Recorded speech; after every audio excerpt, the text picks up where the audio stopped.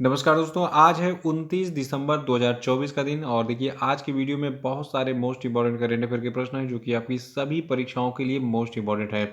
तो शुरू से लास्ट तक वीडियो में रहिए।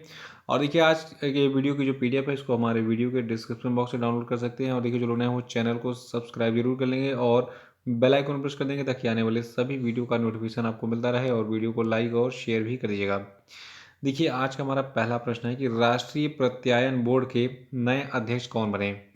तो देखिए जो राष्ट्रीय प्रत्यायन बोर्ड है इसके नए अध्यक्ष डॉक्टर संदीप शाह बन गए हैं। आपको बता दें केंद्र सरकार ने 27 दिसंबर 2024 को डॉक्टर संदीप शाह को national accreditation board for testing and calibration laboratories यानी कि NABL जिसको हिंदी में राष्ट्रीय प्रत्यायन बोर्ड कहते हैं इसका अध्यक्ष नियुक्त किया है। आपको बता दें जो आपका राष्ट्रीय प्रत्यायन बोर्ड है ये क्वालिटी काउंसिल ऑफ इंडिया का एक बोर्ड है।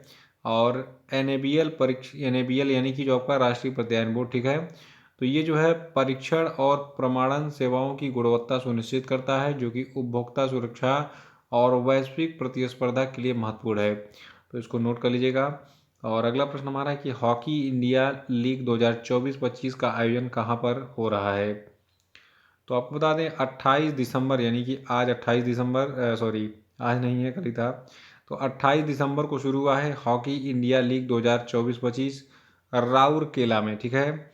रांची और राउरकेला में इसका आयोजन हो रहा है। 28 दिसंबर से 5 फरवरी 2025 तक चलेगा हॉकी इंडिया लीग 2024-25। तो याद रखिएगा हॉकी इंडिया लीग 2024-25 28 दिसंबर 2024 को राउरकेला के बिरसा मुंडा हॉकी स्टेडियम में शुरू हो चुका है। और ये लीग 7 साल के अंतराल के बाद टूर्नामेंट की वापसी का प्रतीक है। और इसमें पहली बार पुरुषों और महिलाओं दोनों का प्रतियोगिता जो है कराया जाएगा। तो याद रखिएगा हॉकी इंडिया लीग 2024-25 का आयोजन जो है 28 दिसंबर 2024 से 5 फरवरी 2025 तक रांची और राउरकेला में हो रहा है। और अगला प्रश्न हमारा है कि हाल ही में चर्चा में रहा कावेरी इंजन किस संस्था के द्वारा विकसित किया गया है। देखिए प्रश्न थोड़ा सा अटपटा लग रहा होगा, कावेरी इंजन, कावेरी एक नदी का नाम है और यहाँ इंजन शब्द क्यों जुड़ा हुआ है। तो देखिए ये वाकई में एक इंजन का ही नाम है, यहाँ पे दिख रहा है आपको। ये बहुत ही पावरफुल इंजन है और ये इंजन कहाँ पे उपयोग होगा ये मैं आपको बता दूंगा अभी। पहले याद रखिए कि जो कावेरी इंजन है इसको गैस टरबाइन अनुसंधान संस्थान के द्वारा विकसित किया गया है। देखिए जो कावेरी इंजन परियोजना है ये 1980 के दशक के अंत में लाइट कम्बैट एयरक्राफ्ट तेजस को शक्ति देने के लिए शुरू किया गया था। यानी कि फाइटर जेट्स जो हैं उनमें ये कावेरी इंजन यूज किया जाएगा। फाइटर जेट मतलब देखिए फाइटर जेट जो है बहुत स्पीड से चलते हैं तो उनका इंजन काफ़ी पावरफुल होता है और ये इंजन काफ़ी पावरफुल है जिसका नाम है कावेरी इंजन, ठीक है। और इसे जो है DRDO के तहत गैस टरबाइन अनुसंधान प्रतिष्ठान द्वारा विकसित किया गया है, इसको नोट कर लीजिएगा। और अगला प्रश्न हमारा है कि दुनिया के सबसे बड़े जल विद्युत बांध का निर्माण कौन सा देश कर रहा है। तो देखिए चाइना जो है ये दुनिया का जो सबसे बड़ा जल विद्युत बांध है इसका निर्माण कर रहा है। आइए इस बांध के बारे में कुछ विशेष जानकारी जो है उसको देख लेते हैं। देखिए चीन ने आधिकारिक तौर पर यारलुंग संगपो नदी के निचले हिस्से पर दुनिया के सबसे बड़े जलविद्युत बांध के निर्माण को मंजूरी दे दी है। और देखिए इस महत्वाकांक्षी परियोजना से सालाना लगभग 300 अरब किलोवाट घंटे बिजली पैदा होने की उम्मीद है जो कि मध्य चीन में वर्तमान सबसे बड़े बांध जिसका नाम है थ्री गोर्जेस बांध की क्षमता से 3 गुना अधिक है। तो याद रखिएगा जो चीन है ये दुनिया का सबसे बड़ा जल विद्युत बांध बना रहा है। और ये कहाँ पे बना रहा है, ये बना रहा है एक नदी है जिसका नाम है यारलुंग संगपो नदी, उसके निचले हिस्से पर बना रहा है। और अगला प्रश्न है कि स्लाइनेक्स द्विपक्षीय नौसेना अभ्यास भारत और किस देश के बीच में आयोजित होता है। तो देखिए स्लाइनेक्स का बहुत बार एग्जाम में जो है पूछा गया है कि ये कहाँ पे आयोजित हुआ और किन के बीच होता है।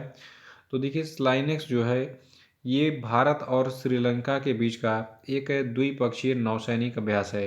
याद रखिएगा ये नौसेना का अभ्यास है। और भारत और श्रीलंका के बीच जो ये द्विपक्षीय नौसेना का अभ्यास है स्लाइनेक्स 2024 ये जो है 17 से 20 दिसंबर तक विशाखापत्तनम में पूर्वी नौसेना कमान के तत्वाधान में 2 फेजों में आयोजित हुआ। और 2 फेज मतलब हो गया बंदरगाह चरण और दूसरा हो गया समुद्री चरण। तो जो बंदरगाह चरण था ये 17 से 18 दिसंबर तक, और जो समुद्री चरण था ये 19 से 20 दिसंबर तक आयोजित किया गया। कहाँ पर आयोजित किया गया? विशाखापत्तनम में, पूर्वी नौसेना कमान के तत्वाधान में। ठीक है। और देखिए जो भारत और श्रीलंका दोनों देशों की ये नौसैनिक अभ्यास है, इसकी शुरुआत 2005 में हुई थी, और 2005 के बाद से हर साल ये स्लाइनेक्स का जो है आयोजन होता है। तो इसका जो आयोजन स्थल होता है ये एग्ज़ाम के लिए इम्पोर्टेंट होता है, और डेट। ठीक है। तो 17 से 20 दिसंबर तक जो है कहाँ पर? विशाखापत्तनम में जो है इसका आयोजन किया गया, याद रखिएगा। छठवां है, हाल ही में केंद्रीय वित्त मंत्रालय में नए राजस्व सचिव के रूप में किसको नियुक्त किया गया है? तो देखिए केंद्रीय वित्त मंत्रालय में नए राजस्व सचिव के रूप में अरुणीश चावला का जो है नियुक्ति हुआ हाल ही में। और अभी हाल ही में भारत सरकार के द्वारा घोषित एक महत्वपूर्ण नौकरशाही फेरबदल के बाद अरुणीश चावला को वित्त मंत्रालय में राजस्व सचिव के रूप में नियुक्त किया गया है। ये पद काफ़ी इंपॉर्टेंट है, इसलिए मैं आपको बता रहा हूँ। इसको मोस्ट इंपॉर्टेंट टैग करके नोट कर लीजिएगा, याद कर लीजिएगा। चावला जो है बिहार कैडर के 1992 बैच के एक वरिष्ठ आईएएस ऑफिसर हैं। और अगला प्रश्न है, हाल ही में किस देश ने काला सागर में तेल रिसाव के कारण संघीय आपातकाल की घोषणा की?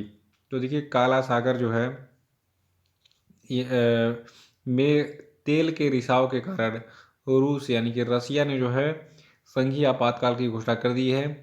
और रूसी अधिकारियों ने काले सागर तट पर हुए एक विनाशकारी तेल रिसाव के कारण संघीय स्तर पर आपातकाल की घोषणा कर दी है।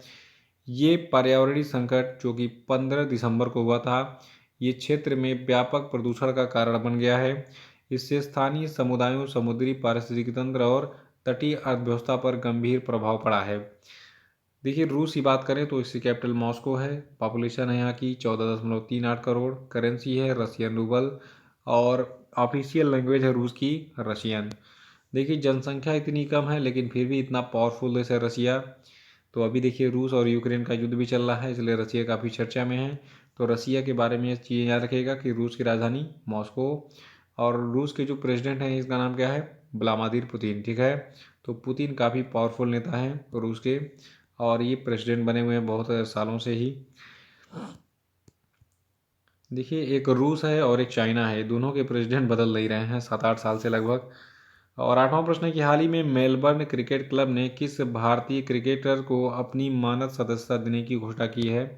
तो देखिए सचिन तेंदुलकर को जो है मेलबर्न क्रिकेट क्लब ने अपनी मानद सदस्यता हाल ही में दे दी है। और मेलबर्न क्रिकेट क्लब की बात करें तो ये ऑस्ट्रेलिया के मेलबर्न में स्थित एक स्पोर्ट क्लब है। इसकी स्थापना 1838 में हुई थी, और ये ऑस्ट्रेलिया के सबसे पुराने स्पोर्ट क्लबों में से एक है। और नवा कि आर्फन ड्रग्स का उपयोग किस प्रकार की बीमारियों के इलाज के लिए किया जाता है? तो देखिए आर्फन ड्रग्स का उपयोग जो है दुर्लभ बीमारियों के उपयोग के लिए किया जाता है। आइए जानते हैं आर्फन ड्रग्स क्या है। ठीक है। देखिए अभी हाल ही में दिल्ली उच्च न्यायालय ने दुर्लभ बीमारियों के इलाज के लिए इस आर्फन ड्रग्स की पहुंच में सुधार के लिए निर्देश दिए हैं। देखिए जो दुर्लभ बीमारियां होती हैं उनमें आर्फन ड्रग्स का उपयोग किया जाता है। ठीक है। और दुर्लभ बीमारी क्या होती है? देखिए दुर्लभ बीमारी एक ऐसी स्वास्थ्य स्थिति है जो कि सामान्य बीमारियों की तुलना में कम लोगों को प्रभावित करती है। और आपको बता दें 7,000 से 8,000 तक दुर्लभ बीमारियों का वर्गीकरण किया गया है भारत में। इनमें 5% से कम दुर्लभ बीमारियों के लिए उपचार उपलब्ध हैं। और आपको बता दें इसको क्लासीफाई कैसे किया गया है। देखिए यदि किसी बीमारी की व्यापकता 1,000 लोगों में से कम है तो उसे दुर्लभ माना जाता है, यानी कि बहुत कम होता है किसी, जैसे जो बीमारी बहुत कम पाई जाती है लोगों में वो दुर्लभ बीमारी है। ठीक है। और बीमारियां ना हो तो ही अच्छा है, क्योंकि लोग परेशान होते हैं बीमारियों से, लोगों की मौत भी हो जाती है। 10वां, किस राज्य सरकार ने हाल ही में दामन गंगा बैतरणी गोदावरी नदी जोड़ो परियोजना को मंजूरी दी? तो देखिए राज्य आपका है महाराष्ट्र। तो देखिए जो आपका ये दामन गंगा बैतरणी गोदावरी नदी जोड़ो परियोजना है, ठीक है, तो महाराष्ट्र सरकार ने इसको अप्रूवल दिया है। और इस परियोजना का उद्देश्य उत्तर महाराष्ट्र और मराठावाड़ा क्षेत्रों में जल की कमी को दूर करना है। और इस परियोजना की कुल लागत कितनी होगी? इसकी कुल लागत होगी 15,710 करोड़ रुपए। देखिए जो लोग महाराष्ट्र से हैं वो इसको नोट कर लेंगे कि महाराष्ट्र में वहाँ की सरकार ने दामन गंगा बैतरणी गोदावरी नदी परियोजना को शुरू किया है। और इसकी यानी इस परियोजना की कुल लागत कितनी है? 15,710 करोड़ रुपए। देखिए जो दामन गंगा बैतरणी गोदावरी परियोजना है, इसको कुल 13,497 करोड़ की फंडिंग मिली है, जो कि कुल 160.97 MLD पानी प्रदान करती है और कुल 33,110 हेक्टेयर भूमि को सिंचित करती है। आपको बता दें दामन गंगा एक दरे गोदावरी परियोजना को 2,213 करोड़ के साथ मंजूरी मिली, जो कि 100 MLD पानी की आपूर्ति करती है और कुल 12,998 हेक्टेयर भूमि को सिंचित करती है। और ये पहले विशेष रूप से सिन्नर तालुका नासिक जिले में सिंचाई और जल उपलब्धता में महत्वपूर्ण सुधार लाने का लक्ष्य रखती है। देखिए नदियों को जोड़ने से लाभ भी है, नुकसान भी है। मान लीजिए आपकी जो है दिल्ली वाली अगर यमुना नदी है, इसको अगर आप किसी नदी में जोड़ेंगे तो इसका जो पॉल्यूटेड, देखिए दिल्ली की जो ये यमुना नदी है दिल्ली सेक्शन में बहुत ही गंदी है। दिल्ली से लेके मथुरा तक गंदी है, क्योंकि मथुरा में कई सारी तेल की रिफाइनरी हैं, चमड़े की फैक्ट्रियां हैं, ठीक है। तो उस मतलब यमुना नदी को अगर किसी दूसरी नदी में जोड़ेंगे तो वो नदी प्रदूषित होगी। और यमुना नदी किस में आकर जो है मिलती है? यमुना नदी जो है ये गंगा की सहायक नदी है, तो गंगा नदी में आकर मिलती है कहाँ पर? प्रयाग में।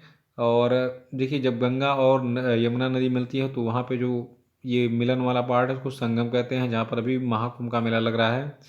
तो देखिए जो पॉल्यूटेड वाटर है सब मिलकर उसी में आता है गंगा में, और गंगा नदी को भी ये प्रदूषित कर रहा है। और फिर ये पानी निकल कर कहाँ जा रहा है? पूरा ये वेस्ट बंगाल होते हुए बंगाल की खाड़ी में जाकर जो है समुंदर में मिल जाता है। तो ऐसे थोड़ा सा नुकसान भी है, लेकिन नदी के पानी को आप रोक भी नहीं सकते हैं, उसका फ्लो रोकना मुश्किल नहीं नामुमकिन है। क्योंकि देखिए एक पुराना सिस्टम बना हुआ कि नदी का उद्गम क्षेत्र यहाँ पर है, पानी निकलेगा ऐसे ऐसे पूरा ये जो है सिंचित कर मतलब टोटल एरिया कवर करते हुए समंदर मिलेगा। यानी जितनी नदियाँ हैं वो समंदर में ही मिलती हैं, चाहे किसी सहायक नदी के नाम माध्यम से मिलें या फिर वो खुद सहायक नदी होती हैं, बड़ी नदी में जाके मिलकर जो है समंदर में मिलती हैं। तो नदी जोड़ो परियोजना का लाभ भी है, नुकसान भी है। लाभ ये है कि भाई मान लीजिए कोई नदी है इसमें पानी कम है, वो सूख रहा है, तो जिसमें पानी ज़्यादा है उसका पानी उसमें मिला देंगे तो उसका लेवल जो है वाटर लेवल मेंटेन हो जाएगा। और उससे अगल बगल के लोग जो है मतलब जो भी है जो एरिया है वहाँ पे सिंचाई के लिए जो है उपलब्धता हो जाएगी, मतलब जल की उपलब्धता रहेगी तो सिंचाई होगी और फसल अच्छी होगी, ठीक है, सूखा नहीं बढ़ेगा। तो ये फ़ायदा है, बाकी नुकसान मैंने आपको बता दिया है। तो ये है दामन गंगा वैतरणा गोदावरी नदी जोड़ो परियोजना, जो कि महाराष्ट्र सरकार ने इसको अप्रूवल दिया है हाल ही में। तो इसी के साथ आज का वीडियो समाप्त होता है। जय हिंद।